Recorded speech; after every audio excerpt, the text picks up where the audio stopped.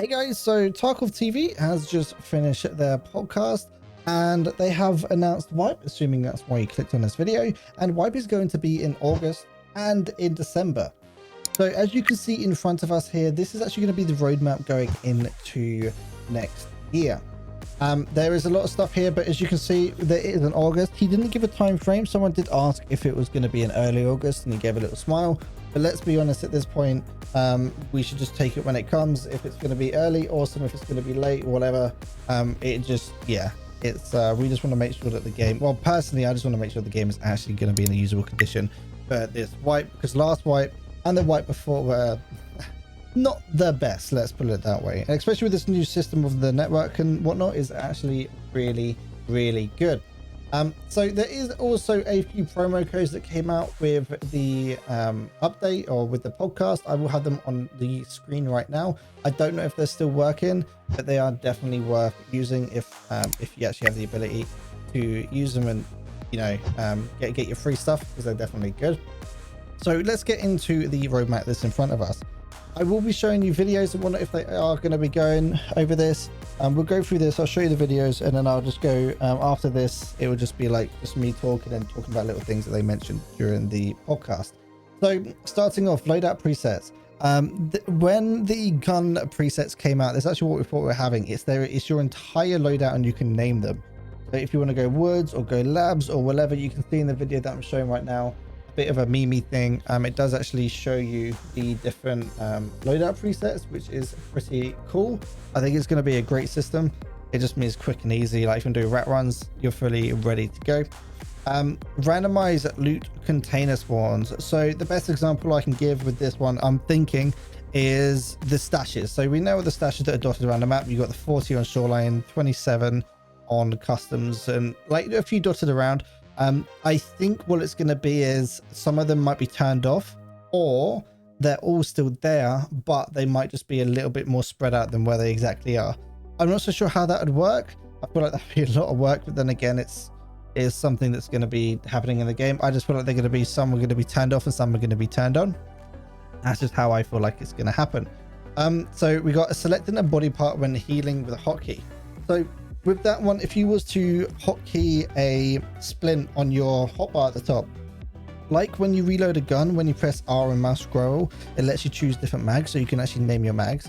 It kind of did the same thing when it was actually healing with your with the splint, so you can actually choose what body part you want to heal first, which is pretty decent when it comes to, you know, the emergency healing and that kind of stuff. So that's going to be a really good addition. Toggling helmet lights. So we do already have helmet lights. You actually have to, it's a bit janky at the moment with the helmet lights in the game. You have to pull it on your gun, turn it off, take it off, and then pull it on your helmet, and then it's on. There's no like way of turning it on and off. So I'm assuming this as it says, toggleable helmet lights, you now have that ability. When you finish doing scav runs, you actually have the ability to sell stuff directly to fans. So let's say you do a scav run, you get your, you know, a leady and a card and all that kind of stuff, and you got like a bag and helmet and that kind of stuff still left on you. There's literally just a button that clicks sell defense, and it just kind of gets rid of, like, you know, the fireman helmet and all that kind of stuff that's kind of worthless to you. So that's a pretty decent addition. A sidearm quick swap. So when it comes to that, we already have it in the game to a certain degree. If your weapon gets a jam, your sidearm will actually flash and you can quick swap to it. I think it's more that you now actually have the ability to do that through basically at any time. There was a bar that popped up. I'm not so sure whether it's going to be regarding to stamina or something along the lines of that one. But we do actually have the ability to sidearm quick stop all the time now. So that'd be quite good when we run out of ammo in a fire fight. An updated trading UI. This one kind of shocked me a little bit. It looked a bit tacky, but at the end of the day, it is definitely a great quality of life. You can switch between all the traders on that point. Grab their tasks, grab, you know, buy and sell stuff. It didn't seem to lag either when they were switching between the two. And then you can obviously, you know, there's an erase button next to the sell for, you know, to clear out your stash and whatnot, or to clear out the trade window. That's going to be an interesting system. And then we've got new quality of life features. I don't think I saw any of them directly, but Nikita did keep talking about them over and over again. Streets of Tarkov expansion, second iteration. So this is going to be, well, as it says, expansion. They didn't actually showcase it at all, so we don't know what's coming. I wonder if they might end up leaking something on Twitter about it, and I'll let you guys know if that's the case. New equipment and armor. So they did show the modular armor system, which is a really cool looking thing. But I also noticed that the armor plates had 45 durability, right?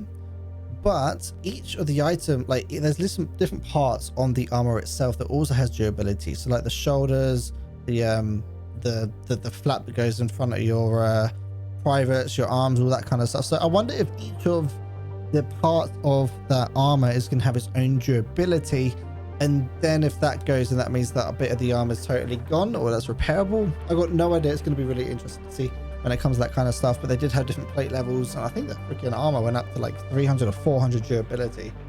It's definitely interesting. They did show the new hitboxes, so you can get like shot in the head but class as a neck now, and that kind of stuff. So it's a lot more accurate when it comes to that kind of stuff, when it comes to your damage model. They also showcased the PKM, which I'm pretty sure is going to be Caban's weapon, the new boss that's on streets, the SVT, the AVT, the AK-12, the sawed-off double barrel shotgun, and I'm pretty sure it called it Rise's Dad or something, gun, a PM pistol, and as well as a load of weapon mods. Now, they also mentioned about the weapon stand in the hideout. He did mention, they didn't actually show us anything, but when it came to the weapon stand in the hideout, they showed, oh no, he mentioned that you could like put your guns on there, which then means it'll be saving you a lot of space in your inventory. So that's going to be interesting. They also mentioned about when it came to the hideout that you have now got a crafting status. So when it comes to the crafting status, like, you know, when you're building a station inside a hideout, you got the little silver box or silver icon that ends up getting filled out the more that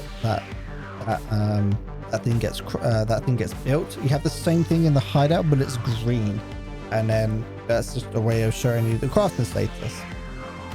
They mentioned about a quest rebalance as well. He didn't talk much about it, just about there's going to be a quest rebalance. Glass shader optimization, I don't know how that's going to work. Hopefully it means the glass is going to be a bit more clear or a bit more consistent through everyone's eyes, because everyone's shadows in Tarkov is different, so I'm hoping that kind of fixes the way that glass works. Light source processing optimization, various technical and function adjustments, AI behavior programs, this and the other stuff. So like the client performance optimization, Unity 2021, new matchmaker, he didn't mention anything about that. And various improvements when it comes to launcher back and anti-cheat. He said that anti-cheat is always things going on, and they're still pushing to make more stuff happen. So when it comes to cheaters, they are still working on it. They are doing pretty well. I haven't run into any point recently. Everyone experienced different things. When it comes to the Unity 2021 update, he does want to say that it's going to be coming between August and December, and the reason why I didn't actually release was something to do with the engine itself. There was some compatibility issues. He did mention that it is fixed now, but it won't be out until in between August and December's wipe. Also, it's quite cool. We got a wipe in August, and we're going to actually get a wipe in December as well, which is going to be interesting. And of course, we're going to get drops at that point as well. So that's kind of the main gist when it comes to the roadmap here in front of us. So the ones on the left is going to be the August, and the ones on the right is going to be for the December update. So we're not going to be getting vaulting until December, blind fire as well, and that kind of stuff. I'm going to leave this up here so you guys can actually have a look. I'm not going to be talking about anything on the right. He mentioned it by accident, some of the stuff that's going to be happening, but it wasn't really anything that was spoke in depth about. So I'm going to go through my list now that I wrote down whilst I was actually watching the podcast. So it might end up throwing a few of the same things that we just spoke about right here. A new ranking system. So they are going to be unlocking the ranking system for this wipe. And if so they done it a few wipes ago by people who made the most money, got the most kills, got the most scav kills, that kind of stuff. And if you was to become top in that or whatever, you will get a lifetime permanent addition to your account where it adds 2 extra rows. So that's something that the streamers couldn't do. You know, the people who got 1 million hours a day to try and do that. It doesn't mean the average Joe won't be able to do anything, but it is a pretty cool thing to actually have the ranking system. They did have that a while ago, but yeah, now it's back. He also mentioned that Tarkov's actually going to be going to Gamescom. So if you guys are looking to play Arena or something along the lines of that, if you are going to be at Gamescom, I don't know where Gamescom is based, by the way, but if you go into Gamescom, you will actually have the ability to play Arena and actually talk to Nikita directly, I think, from what he was saying, because he will be there. He mentioned there's going to be more events until Wipe. So right now, it's Wipe's going to be in August, so we've got a couple of weeks. So he said there is definitely going to be a few more events going on. He also mentioned that the Hideout Cat is still planned. So that's going to be a thing. PMC Karma is going to be coming as well, even though none of us really want it, but it will be coming. The kill cam for Arena, yeah, so there's going to be a kill cam in Arena, but he said that it's not going to be coming to Tarkov.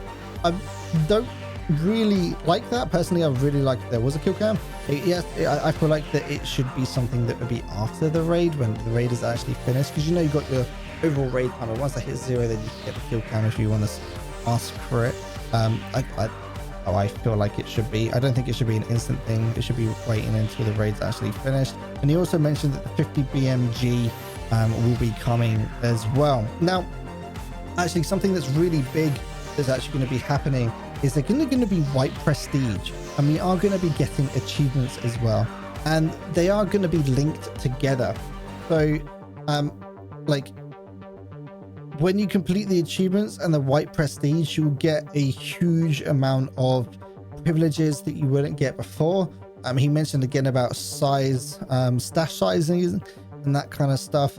He didn't really talk about it a lot, but Endgame will have a lot more stuff that's going on when it comes to the prestiging system, and it's something that gets on your system for life. So even if it's another wipe, you will still have that that extra increase of space. I'm guessing it's what it's going to be, or maybe container. I've got no idea. And he also mentioned that there will be a brand new quest line with really awesome items and awesome rewards for Endgame. He didn't obviously mention anything about it, but that's something, I guess, just to take into note when it comes to this kind of stuff. He mentioned that Steam will be coming at some point soon. They got to deal with some stuff. He's so vague when he talks, but yeah, Steam will be coming.